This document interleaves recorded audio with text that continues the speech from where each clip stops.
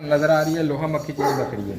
ए खट्टी चीनी ब्रीडर है जनाब, जबकि ए जड़ा वाइट है ये राजनपुरी है क्रॉस है, सिंगा वाली क्रॉस है, मोनी प्योर है। उस तो बाद ए चिट्टी तुहानू जी नज़र आ रही है ये प्योर राजनपुरी बकरी है। ए चीनी जी नज़र आ रही है ये बीतल च आ जाती है, इनू भी चीनी भी कहते हैं बीतल भी कहते हैं, यानी मिक्स ही है।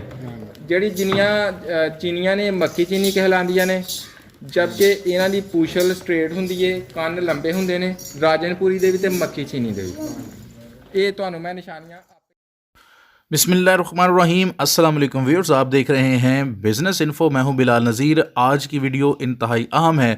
आज की वीडियो में बकरियों के हवाले से आपको तमाम तर तफसीलात बताई जाएंगी। ये आपकी नज़रों के सामने एक ऐसा फार्म नज़र आ रहा है, इसको उन्होंने व्हील्स लगाए हुए हैं और ये चलता फिरता एक मोबाइल फार्म है। इसको आगे पीछे ले जाया जा सकता है, जैसे कि आप देख सकते हैं कि इसको जो लोहा है उसके साथ बाइंड करने के बाद एक खुले चौड़े अंदाज से इसको बनाया गया है और ये साथ में उसके व्हील्स जो हैं वो सेट किए गए हैं ताकि इसको मूव किया जा सके, आगे पीछे ले जाया जा सके। तो नाज़रीन, आज की इस वीडियो में आपको बकरियों के हवाले से तफसीलात बताई जाएंगी और बिलखसूस शाहद अली अवान साहब आपको ये भी बताएंगे कि वाटर लॉग जो हो जाता है बकरियों को उससे कैसे बचाना है। तो उसको देखने से पहले जल्दी से हमारे चैनल को सब्सक्राइब कीजिए, बेल आइकन को भी दबा दीजिए और फेसबुक के नाज़रीन से रिक्वेस्ट है कि हमारे चैनल को फॉलो कीजिए, हमारे पेज को, और लाइक भी कीजिए। तो आइए वीडियो शुरू करते हैं। अस्सलाम वालेकुम। वालेकुम सलाम। भाईजान की हाल चाल है? ठीक ठाक भाईजान। भाईजान की ना अपना? मोहम्मद ताहिर। ताहिर भाई इलाका केड़ा है? सियालकोट। अच्छा ताहिर भाई किनियां बकरियां रखियां जे? तकरीबन 105 लिया। अच्छा। आओ तो बीमारी ना को बीमार हो के मर गए हैं। अच्छा। तकरीबन इस टाइम 28 रह गए। इस टाइम तुहाडे कोल 28 बकरियां ने? हाँ जी। ठीक है। केड़ी नस्ल दी बकरियां ने? ये इनको बहावलपुर ते को राजनपुरी हैं। कुछ बहावलपुर दियां ने ते कुछ राजनपुरी ने। हाँ जी। ਜਿਹੜੀਆਂ ਬਹਾਵਲਪੁਰ ਦੀਆਂ ਬੱਕਰੀਆਂ ਨੇ ਉਹਨਾਂ ਨੂੰ ਕੀ ਕਹਿੰਦੇ ਨੇ? ਇਹ ਜੀ ਦੇਸੀ ਕਹਿੰਦੇ ਨੇ, ਪਿਓਰ ਦੇਸੀ ਹੈ। ਪਿਓਰ ਦੇਸੀ? हाँ जी। ਯਾਨੀ ਮੱਖੀ ਚੀਨੀ? हाँ जी। ਜ਼ਬਰਦਸਤ। ਇਹ ਜਿਹੜੀਆਂ ਮੱਖੀਆਂ ਚੀਨੀਆਂ ਨੇ ਮੇਰੇ ਖਿਆਲ 'ਚ ਇਹ ਲੋਹਾ ਮੱਖੀ ਚੀਨੀ ਹੈ। ਇਹ ਜਿਹੜੀ ਤੁਹਾਨੂੰ ਨਜ਼ਰ ਆ ਰਹੀ ਹੈ ਲੋਹਾ ਮੱਖੀ ਚੀਨੀ ਬੱਕਰੀ ਹੈ। ਇਹ ਖੱਟੀ ਚੀਨੀ ਬਰੀਡਰ ਹੈ ਜਨਾਬ, जबकि ਇਹ ਜਿਹੜਾ ਵਾਈਟ ਹੈ ਇਹ ਰਾਜਨਪੁਰੀ ਹੈ क्रॉस है, ਸਿੰਗਾ ਵਾਲੀ क्रॉस है, मोनी प्योर है। ਉਸ ਤੋਂ ਬਾਅਦ ਇਹ ਚਿੱਟੀ ਤੁਹਾਨੂੰ ਜਿਹੜੀ ਨਜ਼ਰ ਆ ਰਹੀ ਹੈ ਇਹ ਪਿਓਰ ਰਾਜਨਪੁਰੀ ਬੱਕਰੀ ਹੈ।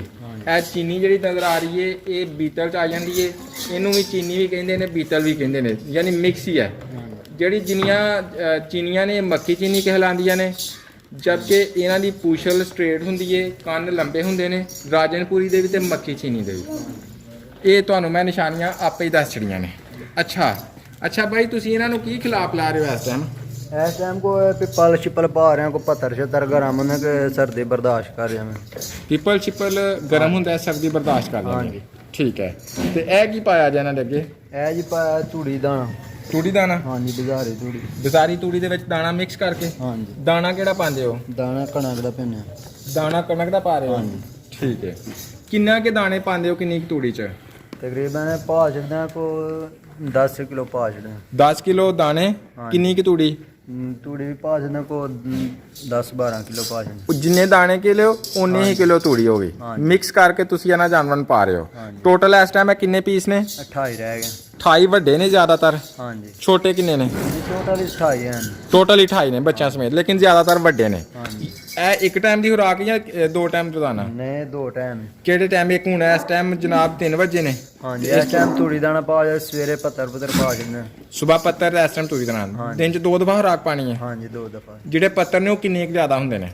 हाँ जी। ਪੱਤਰ ਕਿੰਨੇ ਕੁ ਜ਼ਿਆਦਾ ਹੁੰਦੇ ਨੇ? पत्थर होंदे को एक बूटा वाड़ के लिया तकरीबन ट्राली एक भर के लिया। ਤੇ ਤੁਹਾਡੇ ਆਪਣੇ ਦਰਖਤ ਨੇ ਜਾਂ ਮੁੱਲ ਲਏ ਜੇ? नहीं अपने हैं जी। ਦਰਖਤ ਆਪਣੇ ਨੇ? हाँ जी। ਤੇ ਪੱਤਰਾਂ ਦੇ ਨਾਲ, ਪੀਪਲ ਦੇ ਪੱਤਰਾਂ ਦੇ ਨਾਲ ਹੋਰ ਕਿਹੜੀ ਚੀਜ਼? ਬੇਰੀ ਵਗੈਰਾ? हाँ जी। बेरी शरीं? वगैरह तूत हो गया ते। ਸ਼ਰੀ हाँ जी। ਸਾਰਾ ਕੁਝ ਖਾ ਜਾਂਦੀਆਂ ਨੇ? हाँ जी सब कुछ खा जाए। ਜ਼ਬਰਦਸਤ। ਅੱਛਾ, ਇਹ ਇਹਨਾਂ ਦੀ 2 ਟਾਈਮ ਦੀ ਖੁਰਾਕ। हाँ जी। ਪਾਣੀ ਕਿੰਨੇ ਟਾਈਮ ਪਿਲਾ ਰਹੇ ਹੋ? पानी 2 टाइम पिला। ਇਹਨਾਂ ਦਾ ਦੁੱਧ ਵੀ ਚੋਂਦੇ ਹੋ? हाँ जी। है को है इनको 2-3 उन्होंने चोईदा है। ਅੱਛਾ, हाँ जी। ਕਿੰਨਾ ਕੁ ਦੇ ਛੱਡਦੀਆਂ ਨੇ? तकरीबन दे छड़ियां को 5 किलो होने। ਸਾਰੀਆਂ ਤਿੰਨਾਂ ਦਾ? हाँ जी। ਤੇ ਬਾਕੀ ਕਿਉਂ ਨਹੀਂ ਦਿੰਦੀਆਂ? बाकी है सून वाली हैं भाई। ਅੱਛਾ, ਬਾਕੀ ਸੂਣ ਵਾਲੀਆਂ ਨੇ। हाँ जी। ਤੁਹਾਨੂੰ ਕਿੰਨੀ ਕੁ ਦੇਰ ਹੋ ਗਈ ਇਹ ਮਦਰਸਾ ਮੰਡੀ ਚ ਇਹਨਾਂ ਨੂੰ ਲੈ ਕੇ ਆਇਆ? तकरीबन हो गए 2-3 महीने हो गए। 2-3 ਮਹੀਨੇ। हाँ जी। ਉੱਥੋਂ ਵੀ ਸੂਣ ਵਾਲੀਆਂ ਲਿਆਉਂਦੀਆਂ ਹਨ ਤੁਸੀਂ? हाँ जी। आन को 2-3 ਵਿੱਚ सून वालियां बाकी ਦੀਆਂ ਇੱਥੋਂ ਦੀਆਂ हैं। ਬਾਕੀ ਜਿਹੜੀਆਂ ਨੇ ਬਾਅਦ ਚ? ਇੱਥੇ ਆ ਕੇ ਕਰਾ ਸਕਦੇ ਠੀਕ ਹੋ ਗਿਆ। ਤੇ ਕਿੰਨੇ ਦੀ ਬੱਕਰੀ ਪੈ ਗਈ ਸੀ ਇੱਕ? ਤਕਰੀਬਨ ਘੱਟ ਤੋਂ ਘੱਟ 50-55 ਹਜ਼ਾਰ ਦੀ ਪਈ। ਇੱਥੇ ਪਹੁੰਚ ਹਾਂਜੀ 50-55 ਹਜ਼ਾਰ ਦੀ ਤੁਸੀਂ ਉੱਥੋਂ ਜਾ ਕੇ ਬੱਕਰੀਆਂ ਤੁਹਾਡੀਆਂ ਵੈਸੇ ਅੱਛੀਆਂ ਨਸਲੀ ਬੱਕਰੀਆਂ ਨੇ, ਹਾਂਜੀ। ਠੀਕ ਹੈ। ਤੇ ਬਿਮਾਰ ਕਿਉਂ ਹੋਈਆਂ, ਕੀ ਵਜ੍ਹਾ ਬਣੀ? ਪਾਣੀ ਇਹਨਾਂ ਨੂੰ ਪਾਣੀ ਲੱਗ ਗਿਆ ਜੀ। ਪਾਣੀ ਲੱਗ, ਹਾਂਜੀ ਉਹ ਬਿਮਾਰੀ ਕੋ ਦੱਸਦੇ ਹਨ, ਉਹ ਬਿਮਾਰੀ ਲੱਗ ਗਈ ਜੀ। ਉਹਦਾ ਕੋਈ ਹੱਲ ਨਹੀਂ ਕੀਤਾ? नहीं वो डॉक्टर ने मशवरा किया तो उन्हें कहा बीमारी का कोई इलाज नहीं। नाजरीन, मैंने काफ़ी सारे गोट फार्मर से मुलाकात की है। कुछ बुज़ुर्ग गोट फार्मर बताते हैं कि अगर आप चाय की पत्ती और सौंफ का कहवा किसी और इलाके से बकरी को लेके आएँ और उसको खिलाएं, कम से कम 8 से 10 दिन पिलाएं, तो वो बकरी को पानी लाग नहीं होगा। उसको कामन पानी आपने नहीं पिलाना, अपने इलाके का पानी आते ही बकरी को नहीं देना। इसके अलावा बेहतर होगा कि ऐसे ये इन्होंने तूड़ी दाना डाला हुआ है, बकरी को ट्रक से उतारते ही आप ये तूड़ी दाना डालें तो उसको पानी ला के खदशात कम हो जाते हैं। इसके अलावा एंटीबायोटिक इंजेक्शन मिलता है, वो डॉक्टर्स से आप कंसल्ट करके बकरी को नीचे उतारते ही वो एंटीबायोटिक इंजेक्शन लगवाएं और उसकी आते ही डीवर्मिंग करवाएं और वैक्सीनेशन करवाएं, तो आपके पानी लाके हदशात ज़ीरो तक पहुंच जाते हैं और इंशाल्लाह आप किसी भी इलाके से बकरी ले आएँ तो बकरी बीमार नहीं होगी। नंबर 1 आपने कहवा पिलाना है बकरी को लाते ही और उसको तूड़ी दाना खिलाना है, पानी सादा नहीं पिलाना और आहिस्ता आहिस्ता कुछ दिनों के बाद उसको पानी पे शिफ्ट करना है और उसके बाद उसकी डीवर्मिंग करनी है और उसकी वैक्सीनेशन करनी है। अल्लाह के फजल से आपकी बकरी किसी भी नस्ल की होगी, उसे पानी लाग का इशू फेस नहीं करना पड़ेगा। तो इन भाइयों ने काफ़ी सारा नुकसान उठाया है, तो मैं चाहूँगा कि आप इन टिप्स से फ़ायदा उठाएँ और आप इस तरह के नुकसान से बचें। अच्छा भैया, ये बताइए कि आपको क्या तवक्को है कि आपका ये जो लॉस हुआ है इनसे रिकवर हो जाएगा या नहीं? नहीं मैं तो है कि हो जाएगा जी। इनसे हो जाएगा हाँ जी। इंशाल्लाह। अल्लाह के फजल से बकरी के काम में बरकत है और इसमें मुझे भी उम्मीद है कि इनका लॉस रिकवर हो जाएगा। अच्छा, आपकी सारी बकरियां मर गई थी या आपने कुछ सेल भी की हैं? हाँ जी कुछ सेल की तो को मतलब कि कार पका के ज़बा कर लिए। कुछ ज़बा कर ली? हाँ जी को बकरी बेच। ज़ाया कितनी हुई हैं? तकरीबन ज़ाया तो हो गए 70 को हो गए। नहीं, मैं कहता हूँ जो सेल वाली है वो तो ज़ाया नहीं, जो ज़बा कर ली वो भी ज़ाया नहीं, जो आपके हाथ से निकल गई मर गई वो कितनी? तकरीबन 20 से 25 हैं। 20 से 25 आपके हाथ से निकल गई, वो मर गई। हाँ जी 105 बकरियां लाए थे और 20 से 25 बकरियों का लॉस अब तक उठा चुके हैं।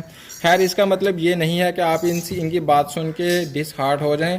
हाँ, अलबत्ता आप बकरी खरीद के उसके बारे में खरीदने से पहले उसके बारे में एहतियाती तदाबीर सीखें और उसको पालना सीखें, तो फिर इंशाल्लाह इस किस्म का लॉस नहीं होगा। आप इस वक्त इनको सर्दी से बचाने के लिए क्या कुछ कर रहे हैं? फिलहाल तो कोई तरीका नहीं है, काम नहीं आंदे बस इसी तरह? हाँ जी आप प्रैक्टिकल कर रहे हैं? अच्छा, प्रैक्टिकल तुसी करते हो बेस्ट टाइम। हाँ जी ठीक है भाई। और